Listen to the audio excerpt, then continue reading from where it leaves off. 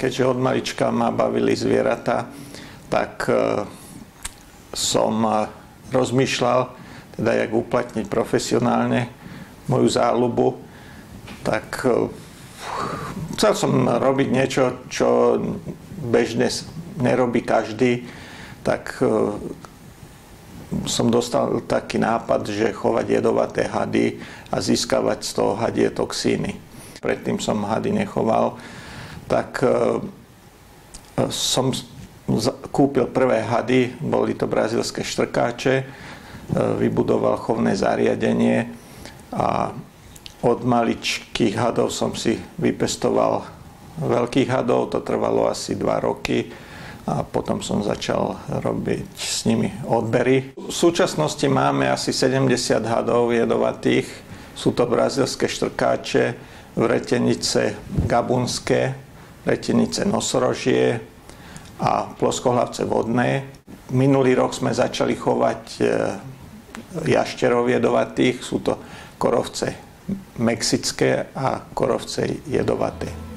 Jed odoberáme raz za 3 týždne, je to z takého etického hľadiska, toxín sa nový tvorí už po odbere, takže ten odber teoreticky by sa dal uskutočniť už za pár dní, ale aby tie zvieratá neboli stresované, aby ten toxín bol vyzretý, tak robíme to maximálne raz za 3 týždne. Čo sa týka chovu hadov, tak minulý rok vstúpila platnosť nová vyhláška, ktorá pojednáva o chove nebezpečných živočíchov.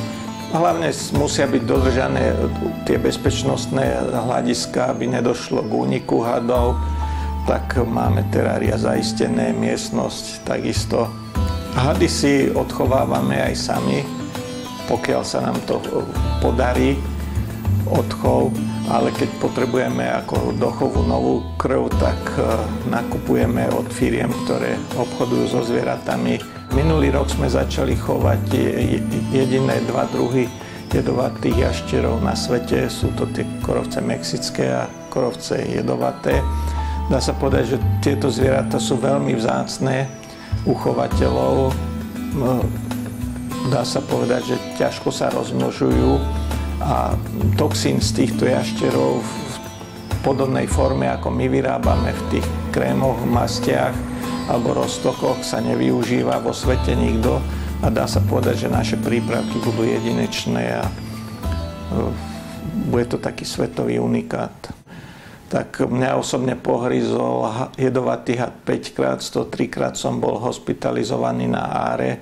Mňa keď pohryzli 3-krát mláďata, tak som ako nebol hospitalizovaný z toho dôvodu, že celku dobre znášam tieto toxíny. Dá sa povedať, že už nejaká imunita u mňa je, ale určite by som to nedoporučoval iným chovateľom, aby toto robili. V súčasnosti vyrábame 3 prípravky. Je to masť širokospektrálna, tá sa využíva hlavne pri problémoch kože, ekzémy, popáleniny, poranenia kože, nehojace sa rany, potom krčové žily, hemoroidy, taká širokospektrálna. Potom máme na pohybový aparát Crotolan, kde je jed z vretenice gabunskej a spolu s kapsaicínom tam vzniká taký veľmi hrejivý efekt a veľmi dobré účinky pri dlhšom používaní na tento. No, potom je ďalšia na pohybový aparát, Viprolan, chladivá masť, tá je vynikajúca pre športovcov. Pri poraneniach, ja neviem, si vytkne športovec kotník, koleno, alebo ja neviem, tenisti pri natiahnutom svale, ale i starí ľudia pri reumatických problémoch. Auparstop, to je taká špecialita, to je prípravok na herpes, zapálené kútiky, popraskané pery.